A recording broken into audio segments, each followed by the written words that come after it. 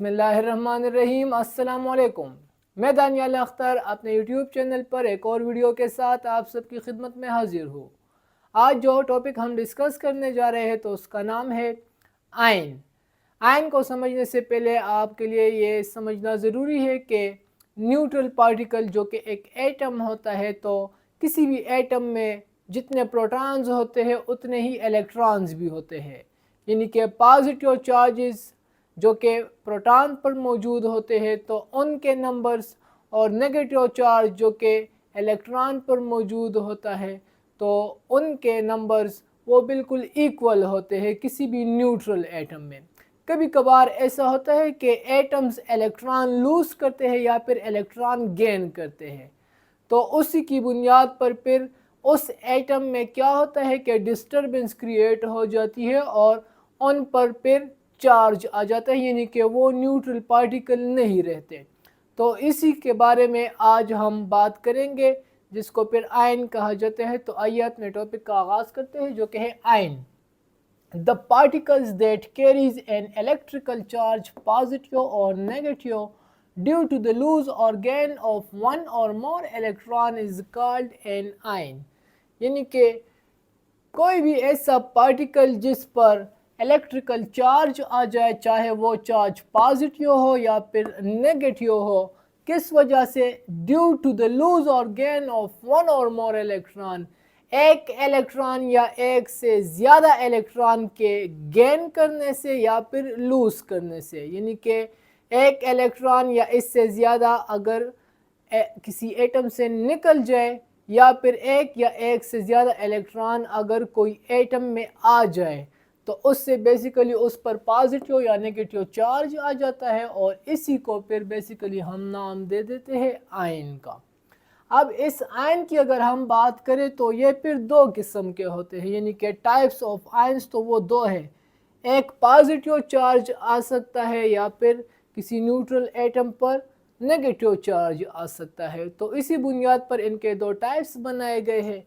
अगर positive charge आ जाए तो वो कैटायन कहलाता है, और अगर नेगेटिव चार्ज आ जाए किसी न्यूट्रल एटम के ऊपर तो वो एनायन कहलाता है।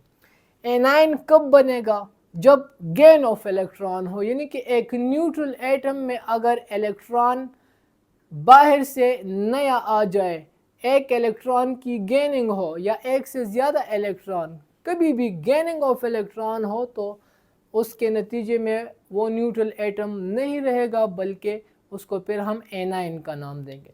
इसी तरह अगर लूज ऑफ इलेक्ट्रॉन हो जाए, अगर किसी एटम में से इलेक्ट्रॉन रिमूव हो जाए, एक इलेक्ट्रॉन या एक से ज़्यादा इलेक्ट्रॉन, तो उसके नतीजे में भी फिर वो न्यूट्रल एटम नहीं रहेगा, बल्कि वो कैटायन बन जाएगा जिसके ऊपर पॉजिटिव चार्ज होगा।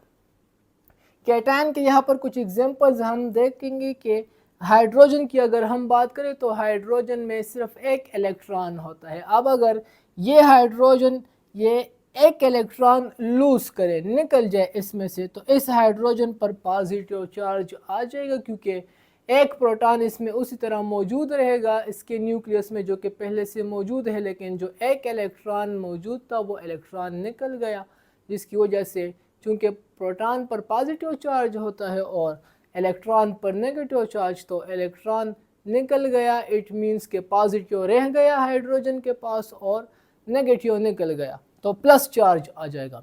इसी तरह अगर सोडियम एटम की बात करें तो सोडियम में टोटल नंबर ऑफ प्रोटॉन्स की बात करें तो वो 11 होते हैं। इसी तरह नंबर ऑफ इलेक्ट्रॉन्स की अगर हम बात करते हैं तो वो भी 11 होते हैं।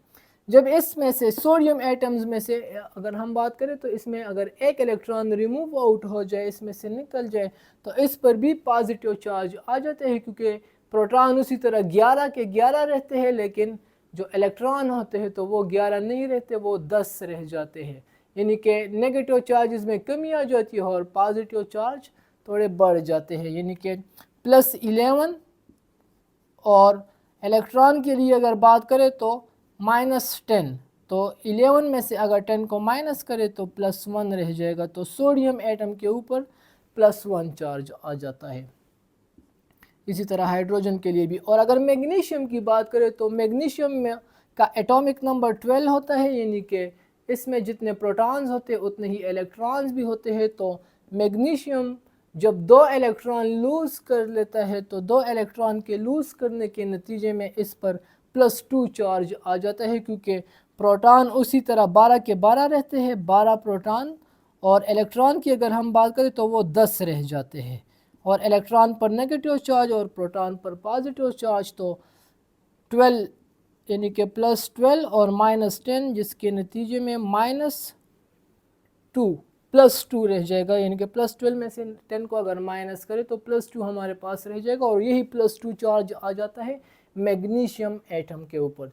इसी तरह अगर एनायंस की बात करें तो फ्लोरीन एक एटम है, जब वो एक इलेक्ट्रॉन गेन कर लेता है तो इलेक्ट्रॉन पर चूंकि नेगेटिव चार्ज होता है तो इलेक्ट्रॉन के गेन करने से उस पर नेगेटिव चार्ज आ जाता है, और हम F एलिमेंट के ऊपर या F एटम के ऊपर -1 चार्ज लगाते हैं।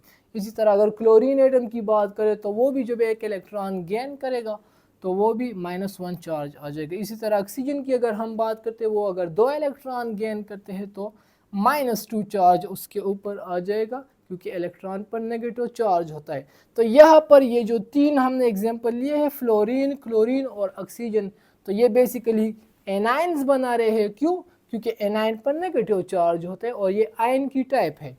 और अगर हम कैटायन की बात करें तो कैटायन चूँकि इलेक्ट्रॉन लूज़ कर रहे हैं, गेनिंग नहीं कर रहे हैं, तो इसकी वजह से इनके ऊपर, जैसे कि हाइड्रोजन, सोडियम और मैग्नीशियम का एग्जांपल हमने लिया है, तो इन तीनों के ऊपर पॉजिटिव चार्ज आएगा, और जब भी पॉजिटिव चार्ज आएगा तो इसको हम कैटायन का नाम देंगे, और ये भी टाइप है आयन का। उम्मीद करते हैं कि आपको इस टॉपिक की समझ अच्छे से आ गई होगी। अगर इसमें आपको कोई भी मसला हो तो आप हमें कमेंट में बता सकते हैं।